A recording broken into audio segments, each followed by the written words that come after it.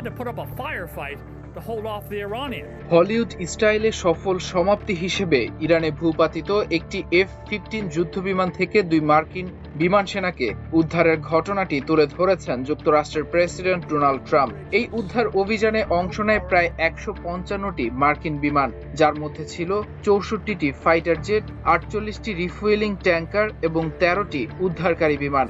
দ্বিতীয় বিমান সেনাকে উদ্ধারের সময় কাছ থেকে গুলিবর্ষণের মুখে পড়ে মার্কিন বিমান বাহিনী।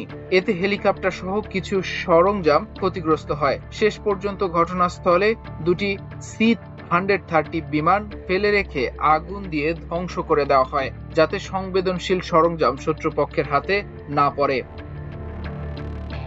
অভিযানে যুক্ত মার্কিন কর্মকর্তারা জানান, তারা টানা 45 ঘন্টা 56 মিনিট সিচুয়েশন রুমে অবস্থান করে পুরো অপারেশনটি পরিচালনা করেন। তারা স্বীকার করেছেন, প্রতিকূল আবহাওয়ার কারণে মিশনটি প্রায় ব্যর্থ হয়ে যেতে বসেছিল। তবে এই সামরিক সাফল্যের পাশাপাশি রাজনৈতিক বার্তাও সামনে এনেছেন মার্কিন প্রেসিডেন্ট ডোনাল্ড ট্রাম্প। যুক্তরাষ্ট্রের চলমান এই যুদ্ধ জনপ্রিয় না হওয়ায় এটি আংশিকভাবে একটি জনসংযোগ কৌশল হিসেবেও ব্যবহার করা হচ্ছে।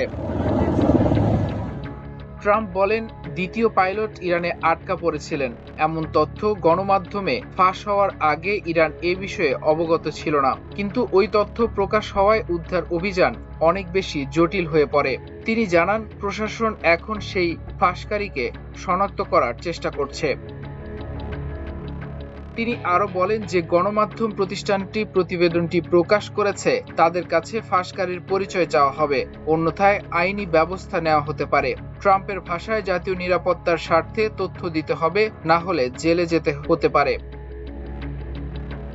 এদিকে যুদ্ধ শুরুর পর থেকে ইরানের আকাশে 10,000-এর বেশি যুদ্ধ মিশন পরিচালনা করা হয়েছে এবং 13,000 লক্ষ্যবস্তুতে হামলা চালানো হয়েছে বলে দাবি করেন ট্রাম্প। তিনি আরো বলেন, এক রাতেই ইরানকে ধ্বংস করা সম্ভব এবং সেই রাত হতে পারে আগামীকাল।